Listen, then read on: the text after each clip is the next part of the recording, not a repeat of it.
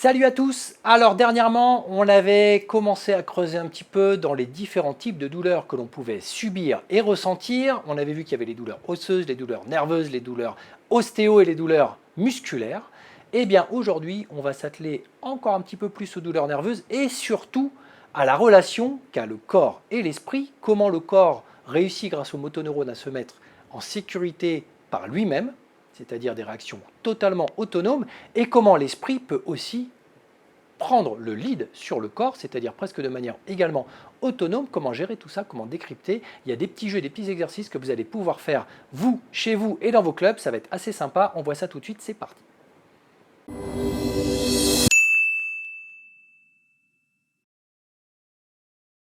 Alors les amis, vous pouvez pratiquer depuis très longtemps, faire des combats, mettre des gants, faire des sparring, mais tout cela sera toujours inutile tant que vous n'aurez pas compris les principes de corps et d'esprit, la liaison, comment l'un va influencer sur l'autre et comment le corps peut de temps en temps se mettre, on va dire, en sécurité avec des réactions totalement autonomes, absolument pas contrôlées, qui sont le fait non pas des neurones mais des motoneurones et comment vos mécanorécepteurs vont influencer justement un petit peu tout ça. Alors, en cours, personnellement, j'utilise assez régulièrement ce type d'arme. Hop, je vous l'approche.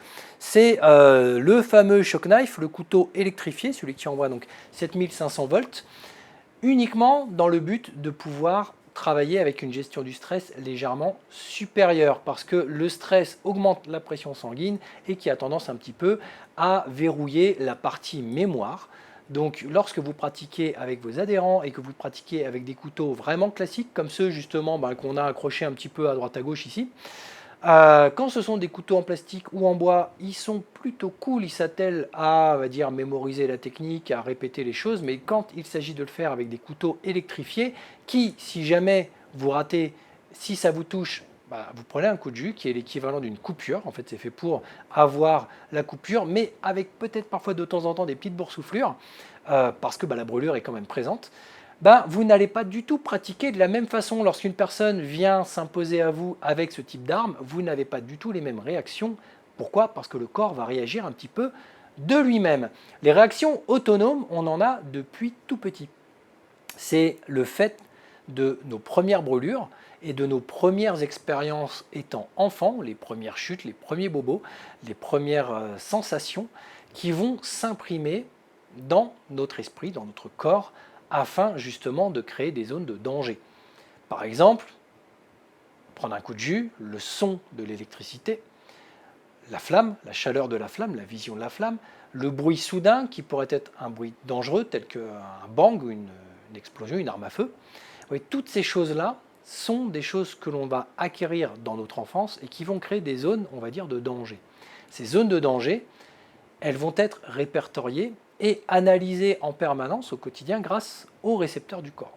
Par exemple, si j'active cette arme à côté de ma main, l'expérience électrique, le bruit, le son, le visuel on va dire de l'électricité qui s'émane de l'arme, parce que c'est fait pour être visuel, va créer justement dans les mécanorécepteurs un déclencheur qui, par le biais de ce souvenir d'enfance, va justement mettre le corps en sécurité de manière autonome, avant même que j'aie analysé les choses.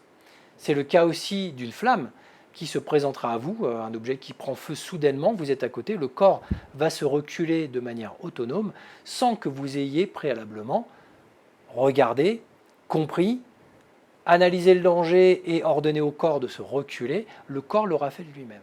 Donc ce ne sont pas des actions conscientes, ce sont des actions liées aux motoneurones. Les motoneurones, elles ne se trouvent pas dans l'esprit, elles se trouvent dans la moelle épinière. Et c'est elle qui prend l'influx, on va dire, qui prend le lead sur le corps pour se mettre en sécurité.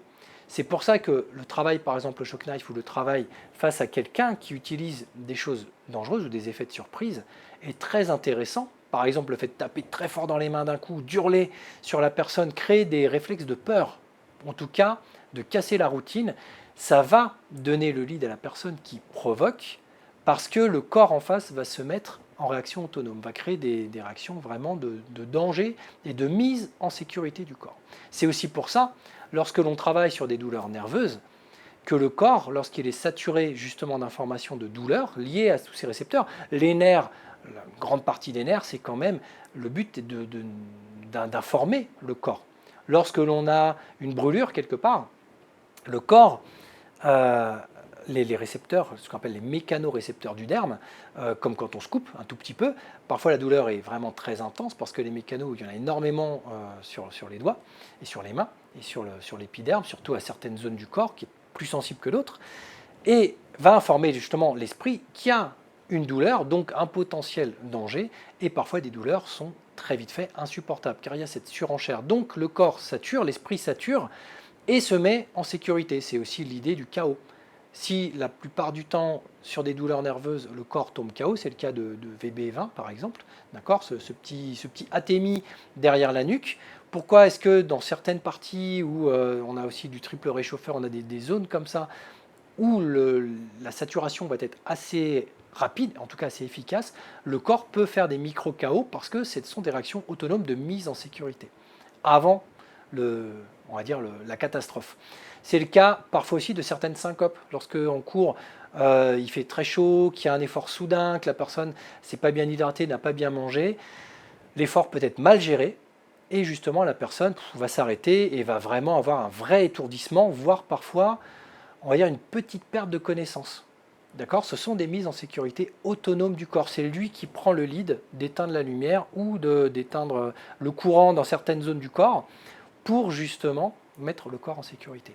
Donc ça, il faut apprendre un petit peu à gérer ça. Plus vous allez pratiquer de façon concrète et réaliste, plus vous serez en extérieur, plus vous pratiquerez avec ce genre d'outils, plus le corps sera éduqué et plus il aura l'habitude.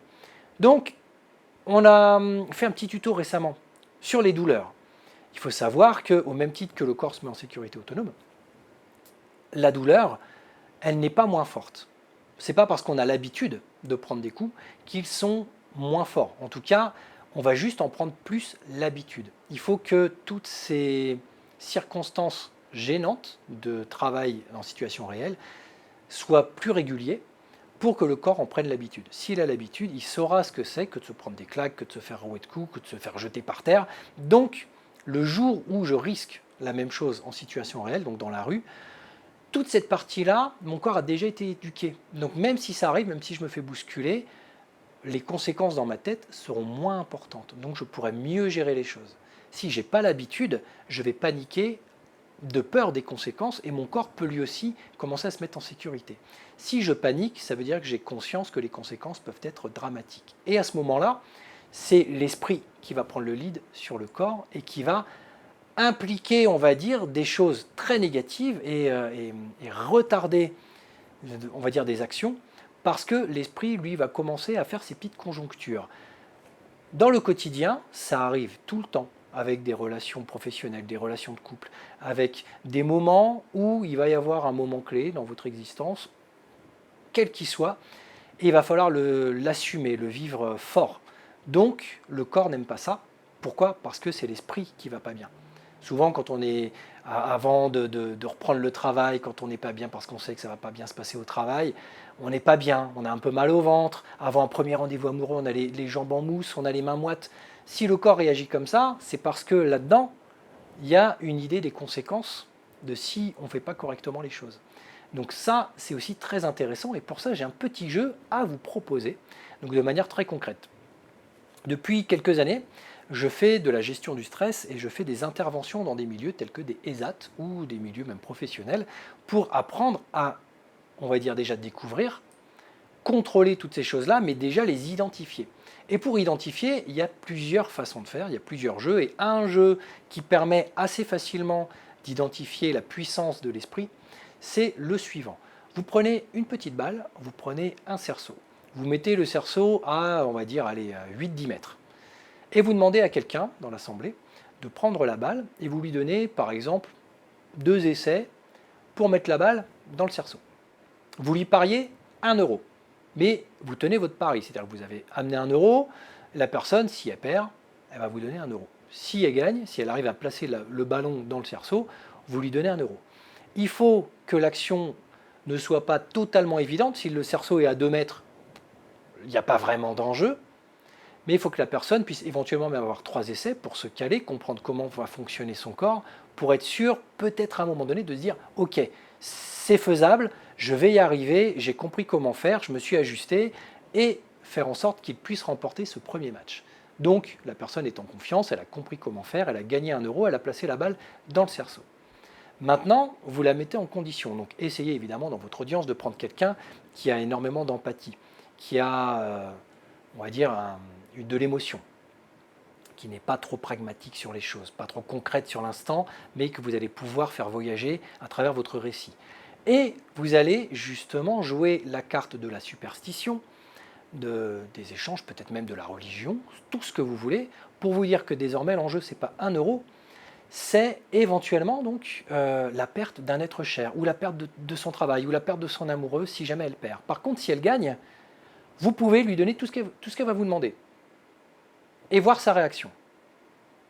L'action physique a été comprise, elle a même été réalisée une première fois, elle sait que c'est faisable.